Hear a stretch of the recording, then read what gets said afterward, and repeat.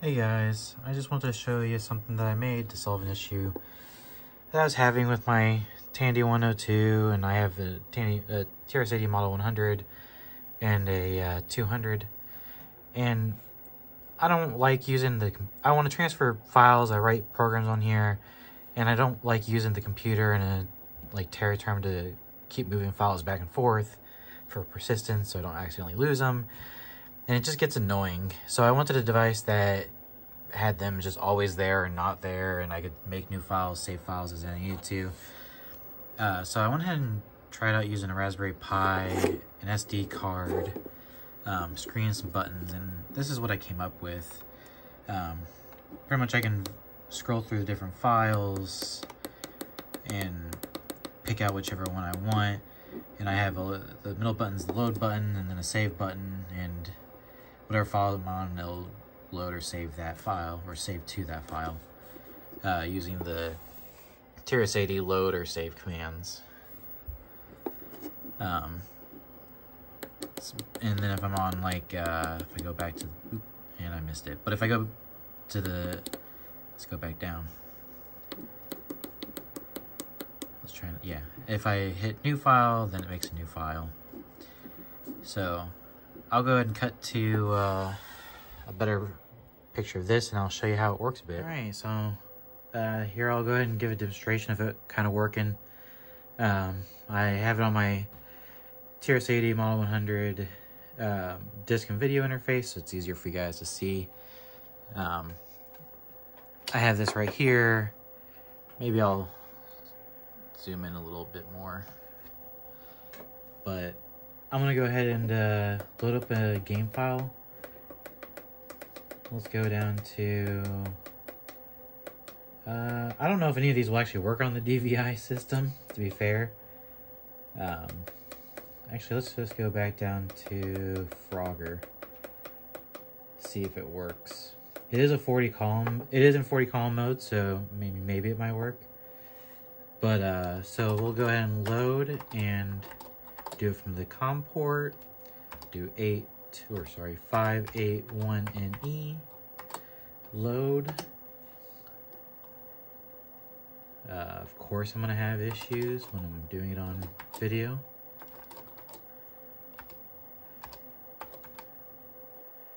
It's because I had it on.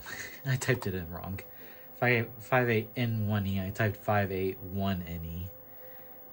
So I'll go ahead and click load, so it's starting to load the program, and then I'll go ahead and click the load button on the Frogger. It's now saying that it's sending the file of Frogger, and this green light stays on while it's going, and once it's done sending, it'll turn off, and shortly after, it'll load up over here. It's done there. It says okay there. Go ahead and list it out here. And as you can see, the whole program's there, which is nice. Let's just go ahead and try running it.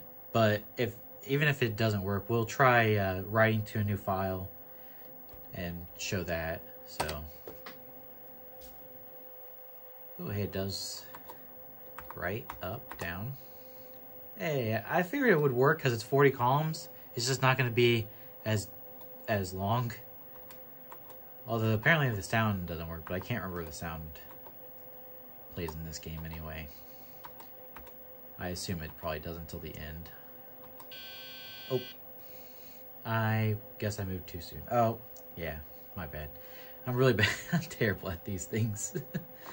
Go ahead and break that. We'll do a new list CLS, so you saw that it was empty.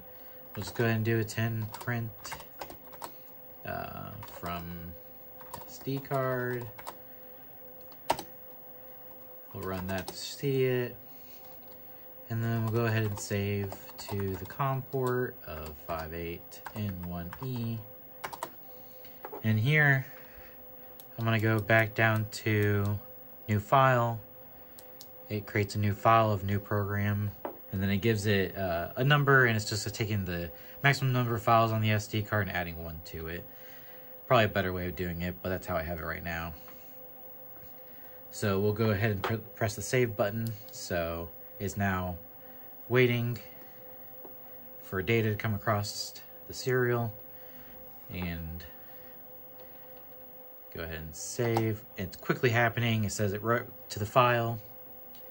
So we'll go ahead and say news, CLS, list. Nothing's there.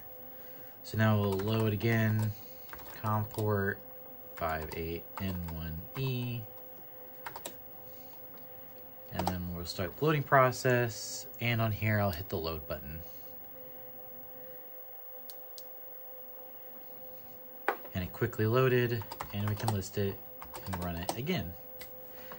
Again, I was mainly just solving an issue that I personally had. I'm sure some people don't mind using the computer and a serial cable all the time, but I wanted it portable, easy to store, and it was just right here. Everything was right here. All I have to do is add power, and it's ready to go. I know that I've seen some other device that works like a hard drive or something like that, but I don't really feel like doing that. And I know this also has floppy disks, but floppy disks, I don't know how long they're going to be good for, or if I'm actually going to, you know, have issues with them. Same thing with, I have a 3.5-inch floppy drive for this as well, and same reason. I just don't like using it. It's complicated. I just wanted something really simple and working. Hopefully you guys like it. I don't know if I'm going to release it as anything. I'm just making it right now in a really crappy looking way.